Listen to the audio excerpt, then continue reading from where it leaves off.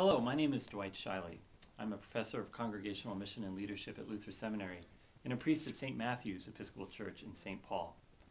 Leaders of the Mission Strategy Network have asked me to share with you some thoughts about social networking in the church. One of the four primary goals of the Bishop's Commission on Mission Strategy process was to redevelop the diocese as a network. This presentation is intended to stimulate and encourage some conversation about what that might mean. Well, let's begin with some basics of network theory. Networks are comprised of three elements: nodes, which are the individual participants or points on a network; hubs, which are nodes that are connected to more than one other node; and links, which are simply the connections between them. There are many networks in our world. One example would be airline routes. We're used to referring to hub cities, cities that have direct connecting flights to a lot of other cities. Perhaps the most important network in our world today is the internet, a vast, complex, self-organizing, adaptive, dynamic network. If I were to ask you, where's the center of the internet? You would probably shake your head and say there is no center. Of course, there are many, many centers, which are the hubs. But the internet has been described as perhaps the primary cultural metaphor of the 21st century world. It's a very interesting one to think about. Networks have a variety of characteristics. Scholars describe the dynamic and fluid movement of relationship, content, information, and influence within networks as flows. Networks tend to be decentralized. They are polycentric. They have many centers. They're also often self-organizing or adaptive. That is, hubs and nodes or points in the network can restructure or reconnect themselves in different ways in order to respond to challenges and opportunities in the environment around them. Network scholars talk about the 80-20 rule, which is that 80% of network activity actually goes through only 20% of the nodes. Those nodes, of course, are the hubs. You can actually remove up to 80% of the nodes in a network, and the network will still function. However, if you remove key hubs, the network will collapse. One of the networks that exists within our natural world is an ecosystem. Biologists talk about keystone species. If you remove a keystone species from an ecosystem, the ecosystem as a whole will be threatened. That is how key hubs function within networks. What do we mean when we say social networking? Well, in social networking, people are the nodes and the hubs. Some people are more connected to others. Sociologists call them key influencers. One of the more popular social networking websites today is called Facebook. On Facebook, you have friends, which are other people that you are connected to. Some Facebook users have many, many more friends than others, and they serve as informal hubs to connect their friends together, even though they may have never met. Savvy marketers know the power of key influencers. For instance, when toy manufacturers want to introduce a new toy, say aimed at middle school aged boys, what they'll do is they'll go to a couple of middle schools and they'll start asking kids, who's the coolest kid you know? They'll get a name, they'll track that kid down and ask, who's the coolest kid you know? And so on until they get to a kid who says, I'm the coolest kid I know. Those kids will get invited to a room where the new toy that they want to introduce will be handed out to them.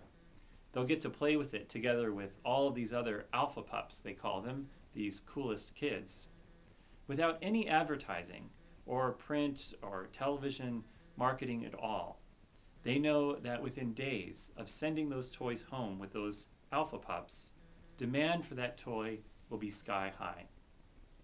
That's the power of key influencers within human social networks. It's interesting to think about the power of these key influencers as one considers change and innovation spreading within human communities, whether it be the church or other types of community. Sociologists who study social communities say that it's often not the key influencers who bring the new ideas, but without their support and participation, that innovation or change will never spread. We can all think of people in our congregations, our neighborhoods, our communities, to whom others look for their opinion first, who have a sort of disproportionate authority in terms of their influence. They must be engaged and brought on board in order for innovation and change to spread.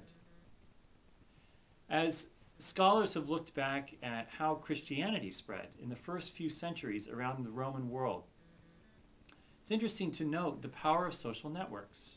There, of course, in those days was no such thing as broadcast evangelism or big print campaigns where people could pass out tracts with the gospel on it or anything like that. Rather, people gossiped the gospel, to use one theologian's term, as they sat together in their homes and workshops, as they gathered in the marketplace, and shared the good news of Jesus person to person through their social networks. The gospel spread explosively and exponentially in those early few centuries through the power of social networks. And I'm sure that key influencers were a key part of that process. I wonder what that means as we think about mission and evangelism in our world today. It's important, as we think about networks, to distinguish them from another form of organization that has been very common in the 20th century, and that is a bureaucracy. Bureaucracies tend to be centrally planned and coordinated, with authority concentrated at the top of a hierarchy. In a bureaucracy, those who are at the top of the hierarchy, the experts, are assumed to have the best information and answers to the problems and challenges facing the organization. However, there can develop a center margin dynamic within bureaucracies, where those who are at the grassroots or far away from those centers of power feel excluded and shut out from decision-making and information. They can become resentful and not share the ownership for the organization's future that they might.